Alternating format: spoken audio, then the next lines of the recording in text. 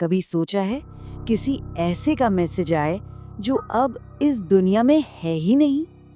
कभी कभी रात के सन्नाटे में फोन पर आई एक छोटी सी नोटिफिकेशन सिर्फ एक मैसेज नहीं होती, वो एक चेतावनी होती है।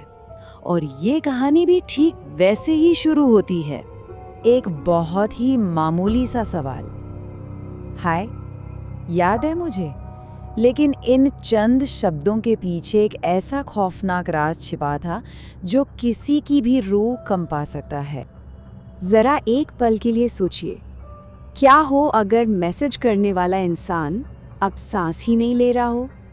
तो चलिए शुरू करते हैं भाग 1 के साथ, मौत के उस पार से एक संदेश। ये कहानी मनीष की है, जिसकी जिंदगी एक टेक्स्ट मैसेज ने हमेशा हमेशा के लिए बदल कर रख दी। मनीष ने कंफ्यूज होकर रिप्लाई किया, कौन? और बस कुछ ही सेकंड बाद जो जवाब आया, उसने जैसे उसके जिस्म में दौड़ते खून को बर्फ बना दिया था। लिखा था, तुम्हारी गर्लफ्रेंड रिया। अब इसमें प्रॉब्लम ये थी कि रिया की मौत ठीक 1 साल पहले एक बहुत ही भयानक एक्सीडेंट में हो चुकी थी। ये पढ़ते ही मनीष का दिल जोर जोर से धड़कने लगा। हाथ ऐसे कांप रहे थे कि फोन संभाले नहीं संभल रहा था। उसने डर के मारे फोन को नीचे रख दिया। दिमाग बिल्कुल सुन्न हो चुका था। कुछ देर बाद जब थोड़ी हिम्मत आई तो उसने कांपती हुई उंगलियों से टाइप किया, रिया मर चुकी है। एक लंबी खामोशी के बाद फोन की स्क्रीन एक बार फिर से जली और मैसेज था, पर मेरा प्यार अभी भी जिंदा है। अब आता है भाग 2, रात 2 बजे की वो दस्तक। मनीष ने जैसे तैसे खुद को समझाया कि कोई उसके साथ बहुत ही भद्दा मजाक कर रहा है, पर उसे क्या पता था कि असली दहशत तो अब शुरू होने वाली थी। हर रात बिल्कुल ठीक 2 बजे एक ही सिलसिला बार बार होने लगा, एक ऐसा सिलसिला जिसने उसे पागलपन की दहलीज पर लाकर खड़ा कर दिया।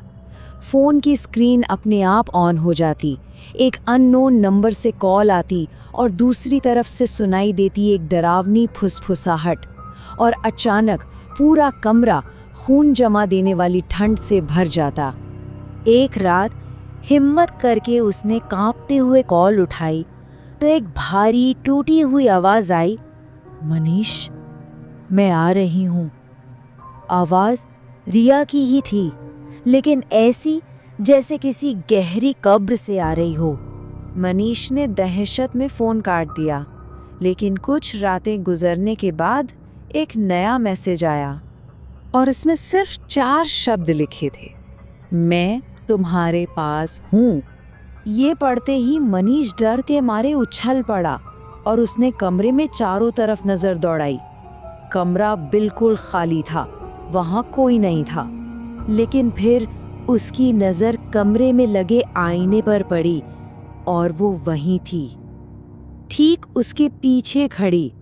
वही सफेद ड्रेस, बिखरे हुए बाल और आंखों से बहते खून के आंसू, वो रिया थी। और अब भाग 3, एक दफन हुआ राज। उस रात के बाद मनीष का डर हकीकत में बदल चुका था। वो जान गया था कि ये कोई मजाक नहीं है। उसने फैसला किया कि वो रिया के एक्सीडेंट की सच्चाई का पता लगा कर ही रहेगा।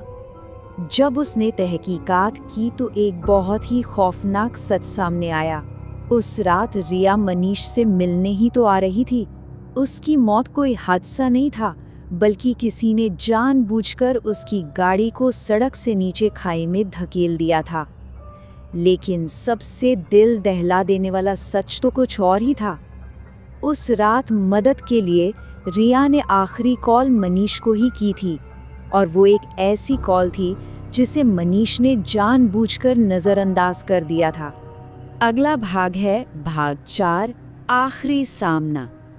अब मनीष को सब कुछ साफ साफ समझ आ रहा था। वो जान चुका था कि रिया वापस क्यों आई है। उस रात उसने भागने की बजाय उसका सामना करने का फैसला किया। ठीक 2 बजे फोन फिर बजा। इस बार मनीष ने कॉल उठाकर पूछा, रिया तुम क्या चाहती हो? दूसरी तरफ से एक ठंडी सर्द आवाज में जवाब आया, बस तुम, हमेशा के लिए। बस इतना सुनते ही कमरे का दरवाजा एक जोरदार धमाके के साथ बंद हो गया। बल्ब टिमटिमाने लगे और मनीष के ठीक सामने हवा में एक साया उभरने लगा और धीरे धीरे उस साये ने रिया का रूप ले लिया। और रिया की रूह ने फुसफुसाकर कहा, तुमने मुझे अकेला छोड़ दिया था, अब मैं तुम्हें कभी अकेला नहीं छोड़ूंगी। और अब कहानी का आखिरी हिस्सा, भाग 5, एक अनंत पुकार।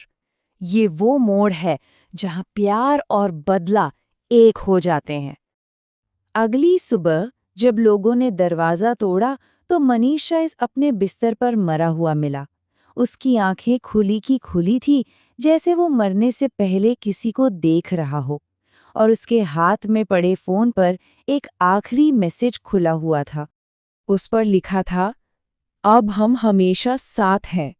लेकिन कहानी यहीं पर खत्म नहीं हुई, क्योंकि उस काली रात के बाद हर रोज ठीक 2 बजे एक नहीं बल्कि 2 अनजाने नंबरों से कॉल्स का एक कभी ना खत्म होने वाला सिलसिला शुरू हो गया। कहते हैं कि कुछ प्रेम कहानियां कभी खत्म नहीं होती, पर क्या हो जब वो कब्र के उस पार से किसी का पीछा करने लगे